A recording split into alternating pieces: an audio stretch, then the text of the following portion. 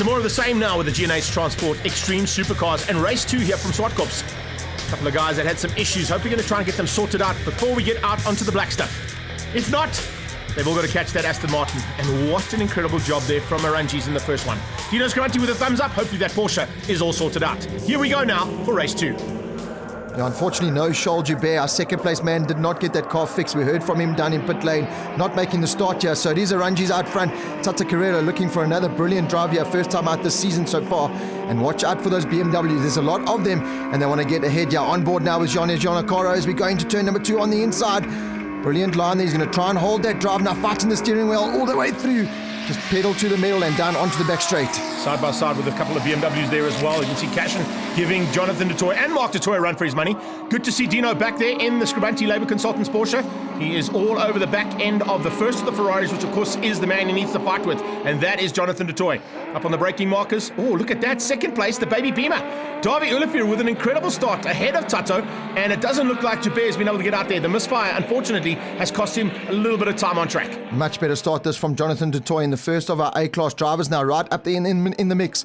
Got a little bit bullied in race number 1, but giving all he gets now here in race 2. Here comes Scaranti from the back end of the field. Another good start there. Now ahead of Kashim Naika as they go into the front straight now into turn 1. Brilliant drive so far there from Tato. Still holding down that third place, but he's got to try and make a move now ahead of Davi Olivier, and we know that's not going to be the easiest thing to do. You see a brilliant shot there of them coming onto the back straight now. It is those two very supercars, and the McLaren ahead of the baby Beamer, and that's going to be a battle all the way to the line. Now look at Olivier, four-wheel drifting onto the back straight. Beautiful stuff. Yeah, fantastic to see that. Then you got du Toit and it's Mark ahead of Jono at this stage.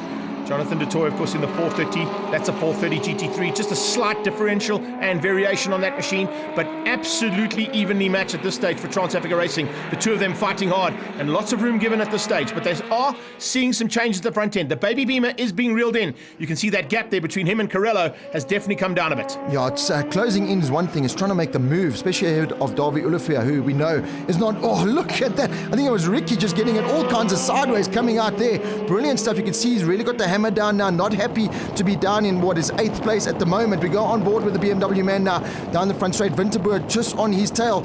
So where can he make the move going into turn 1? Not going to be close enough there, but it is a big battle now between all those BMWs. 3 of them glued together out on track. Yeah, trying to close down. Remember, that's a Class A battle as well. So you've got Dino Scaranti in the Porsche in 2nd place, Jonathan du Toit in 1st place, then the 3 BMWs of Naika, Winterberg and Janakara, and they're all fighting for Class A honours. Here's Dino. Much better run from him this time. Let's see if we can keep it all together as they go through turn 4. Smooth as silk up through turn 4. Looking to close down on the 2 prancing horses up ahead, and you can see, this car is fighting big time. That 9970 is on a massive move here to catch the 2 Ferraris. Now, it's a big workout there on the arms for Dino Scaranti because he is fighting that car around Zwartkops. A lot of horsepower for these guys to play with. Here we go. Here's the battle for 2nd place now. Tato Carello has got the heat in the tyres of that McLaren, and he's now starting to challenge Davi Olivier out front. Like you said, the difference in weight between the 2 cars, Davi Olivier's car will burn those tyres a lot faster than the McLaren behind him, and Tato Carello trying to take full advantage of that. Oh, Dino Scaranti, we were just singing his praises.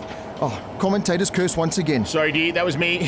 Fully on the sideline. It looks like it's a little bit of a DNF there for Dino Scaranti now for race number 2 as well. There you got Bruce Turner behind him. It's David Kutsia doing a super job. 2nd time out there in the SAF Speed BMW. And right on his tail, not Jimmy Janakara in the 430 Ferrari. It's actually Gianni. He stepped up into the Ferris for this one. So let's see if he can do anything a little bit better than what he did in the BMW. It wasn't quite working for him. Speaking of Ferraris, Mark du Toit closing in on the 2nd place battle. And it looks like Davi Olivier is going to have to fend off the McLaren as well as the 2 Ferraris of the du Toit brothers. How did Tato Carello find a space there? Davi Olivier just fighting now, I think, with tyre wear issues. Dropped now down into 3rd place. And like I said, Mark du Toit is close in that battle. So could be finding himself on the podium. Once again, Tato Carello thinking he's got 4-wheel drive on that McLaren, running in the dirt there. And here comes Jonathan du Toit. What a drive there from that Class A driver. He's right up in the mix with those A-plus guys. Yeah, he's pushing his brother to the limit, and they're both pushing the GNH baby Beamer of Davi Olivier. So it's a nice 4-way battle here for 2nd place. We're not going to see Aranjis. He's disappeared at the front. He's not quite lapping in the 59s. I think he's down in the 100s. Oh no, I mean, that's incredible lap time still. Those Pirelli still being pushed hard. They've been pushed hard all day. Just taking it a little bit easy in race number 2. Not taking it so easy is that man. Jonathan du Toit, there's no better carrot than having your brother in an A-plus car ahead of you. Yeah, trying to close down and get past him. That's exactly what he wants to do. And they both want to catch the baby Beamer. I don't know if there's enough time for them to catch that Daytona McLaren of Tata Carrello. He's doing a great job, eh? Not bad for a snowboarder as he comes out of Kenwood into Mix FM.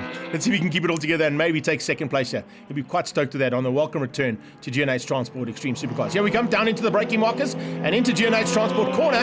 There you go, the two Ferraris very evenly matched. Jono going on the inside, having a look. Wow, that's pretty awesome. Having a dive and going through there. That'll be pretty cool if they can get that right. Jonathan du Toit has definitely got the extra pace here now. On the final lap of the race, I don't think they've got an answer for Davy Olivier ahead of them. But certainly the battle between the two du Toits. Oh, Mark is trying everything he can, getting lit up coming out of turn number 2. A little bit behind them, Darren Winterboer, the leading Class B driver. Kashan Naika, not quite where he wants to be down there in 7th place. But out front, Charles Ranges, this is the man that has dominated this season so far and doing it again here at Zwartkops Raceway. But behind them, Tata Carrello looks comfortable in 2nd, Davy Olivier in 3rd. It's that battle for 4th place on track that we want to see between the two du Toits. Yeah, let's have a look and see how that's going to end up as he comes down to G&H Transport corner for the last time. Double win on the day and a brand new lap record. He's going to be pretty stoked with that, I'm sure.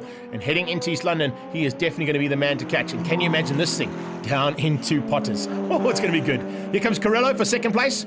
The Daytona Group McLaren 650 GT doing a magic job here today in the hands of Tata Carrello to take 2nd place. And in the background, I think it's going to be Davy Olivier. Yes. Oh no! Oh, there's a touch between the two Ferraris. Oh, Jonathan du Toit has just taken his brother out. Oopsie. That's not quite what he wanted to do. No family dinner tonight, I take it. Du Toit's going to be in trouble there, I think. But let's have a look at that. Laranji's taking the win from Tata Carrello and Davy Olivier. Jonathan du Toit, well, basically gifted the A win there, beating Ricky Giannaccaro and Kashan Naika. Let's find out from Mark du Toit what happened there in the spin. Yeah, we're having a good race. Tyres were getting a bit soft towards the end. We caught up to Davy. Davy was struggling quite a bit. And all of 3 of us going into one corner at the end there. My car started to slide and then I just felt a big pump from behind and lifted the rear wheels up and luckily I didn't get into the wall. That's how it goes. Fantastic day in the saddle for Tata Carrello in the McLaren. We're rebuilding the BMW. The BM's been a couple of years now, so we're rebuilding it. Daytona, McLaren, South Africa have given me the opportunity to drive the car, so I'm very grateful for it, and thanks to them, it's been awesome.